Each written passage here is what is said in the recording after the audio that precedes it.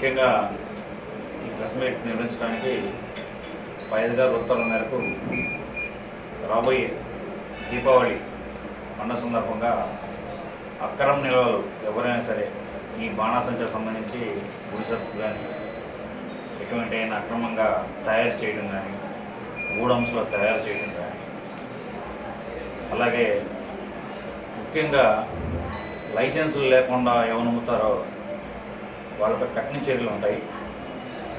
ఈ గూడమ్స్లో మనం తెలియకుండా స్టాక్ పెట్టుకొని ఎవరు తెలియకుండా కూడా తయారు చేస్తూ ఉంటారు.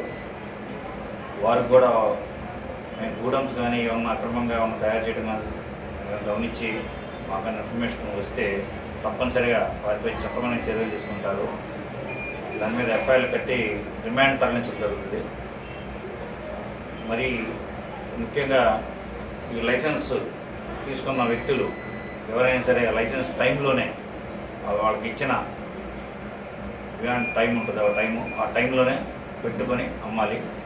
అలాగే ఎవరైనా సరే కొంతమంది లైసెన్స్ గల వ్యక్తుల దగ్గర క్రాకర్స్ తీసుకొని ఈ చిన్న చిన్న షాప్స్ లాగా అరేంజ్మెంట్ చేసుకొని అక్కడ పెట్టి అమ్ముతూ ఉంటారు.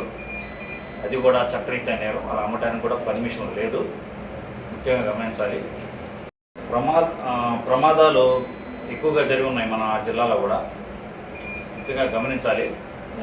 చాలామంది వివిధ జిల్లాల్లో కానీ చూస్తూ ఉంటే మన స్టేట్లో చాలామంది చనిపోయి ఉన్నారు ఈ క్రాకర్స్ ఈ ప్రమాదాల వల్ల. దయించి గమనించాలి. దానివల్ల చాలా ఇబ్బంది పడుతూ ఉంటారు. ఇంకోటి ఈ కూడా క్రాకర్స్ ఇస్తూ ఉంటారు. ఇచ్చినప్పుడు వాళ్ళు కూడా సరిగ్గా పట్టించుకోరు పెద్దలు కూడా. ఈ క్రాకర్స్ కొద్దిగా ఇచ్చినా కానీ వాటి వల్ల ఫైర్ క్రాకర్స్ వల్ల ఏమవుతాయంటే ఇంట్లో ఫ్లేమ్స్ కానీ ఏర్పడి సిలిండర్స్ కానీ వీటికి కానీ ఫ్లేమ్స్ ఏర్పడి స్టార్ట్ అయ్యి తెలియకుండా అగ్ని ప్రమాదాలు జరుగుతాయి. తల్లిదండ్రులు కూడా ముఖ్యంగా గమనించాలి, బాధ్యతగా గమనించాలి. ఏం చేస్తున్నాం, ఏమి ఇస్తున్నాం పిల్లలతో దగ్గరుండి కాల్పించాల్సిన బాధ్యత కూడా మన తల్లిదండ్రులది, ఫ్యామిలీ మెంబర్స్ ఉంటుంది. ఇంకోటి మీకు దగ్గరలో ఏమైనా ఉన్న క్రాకర్స్ ఏమైనా తయారు చేస్తున్నారు, ఏమైనా సమాచారం ఉన్నట్లయితే తప్పనిసరిగా మా పోలీస్ స్టేషన్కి కాల్ చేసి చెప్పండి. మా పోలీస్ స్టేషన్ నాకు 9440730021 అలాగే 112 కూడా కాల్ చేసి చెప్పండి. మా సమాచారం అందిన వెంటనే వారిపై చట్టపరమైన చర్యలు తీసుకుంటాము, వెరిఫై చేస్తాము, ప్రతి క్షుణ్ణంగా చేస్తాము. చాలా ఎఫ్ఐఆర్లు కట్టున్నాం, మన స్టేషన్ పరిధిలో కూడా కట్టున్నాం. క్రాకర్స్ అనేది చాలా డేంజర్స్, ఇతరులకు హాని కలిగించే విధంగా ఉంటాయి. అలాగే ముఖ్యంగా మనం గమనించాల్సింది ఏంటంటే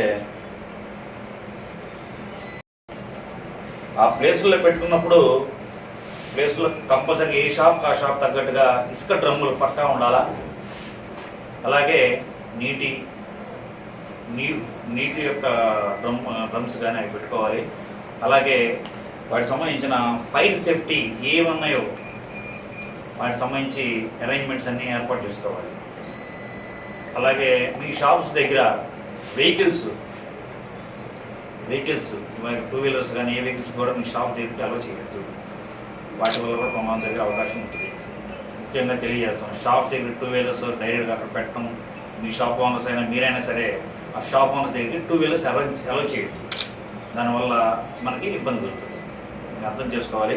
ఇంకోటి ముఖ్యంగా అవైలబిలిటీ ఉంటే కెమెరాస్ పక్కా పెట్టుకోండి. ఎవరు వస్తున్నారు, ఎవరు పోతున్నారు అనే ఒక ఉంటుంది. ఇప్పుడు దాదాపుగా మేము వచ్చిన తర్వాత 40 కెమెరాలు ఏర్పాటు చేయడం జరిగింది. నేను ఈ రాపూర్ టౌన్లో, టౌనే కాదు మండలంలో. నాకు ప్రతి వీధి ఎట్లా ఇటు వెళ్ళేది కూడా నాకు కెమెరా నాకు ఐడెంటిఫైడ్ ఉంటుంది. ఇటుపోతాయి వెహికల్స్ ఏంటని. చాలా యాక్సిడెంట్ కేసులు కానీ చాలా డిటెక్ట్ చేసాం. ఒక మర్డర్ కేసు కూడా ఒక కెమెరాతోనే డిటెక్ట్ చేసి ట్రేస్ అవుట్ చేసాం. అది ఎవరు నేను చేసింది ఏం కాదు, నేను పెట్టమన్నాను. పబ్లిక్తో సమ్ ఇంట్రెస్ట్ ఉండి పబ్లిక్ పెట్టిన స్పేస్ అది పెట్టడం వల్ల ఒక ఏం జరిగిందనే విషయం కనుక్కోగలిగాం, త్వరగా ట్రేస్ అవుట్ చేయగలిగాం. దయించి ప్రతి ఒక్కళ్ళు అవకాశం అంతవరకు 10,000 లోపే ఉంటాయి. 2 కెమెరాలు పెట్టుకుంటే అది సెక్యూరిటీ రిజర్వేషన్గా ఉంటుంది, పబ్లిక్ ఉపయోగపడుతూ ఉంటుంది. ప్రతిదీ మనకు ఏదైనా సరే ఈ నేరాన్ని ఏమన్నా అరికట్టడానికి కూడా ఉపయోగపడుతుంది. దయించి ప్రతి ఒక్కళ్ళు కెమెరాలు పెట్టుకునే విధంగా ఏర్పాటు చేసుకోవాలి.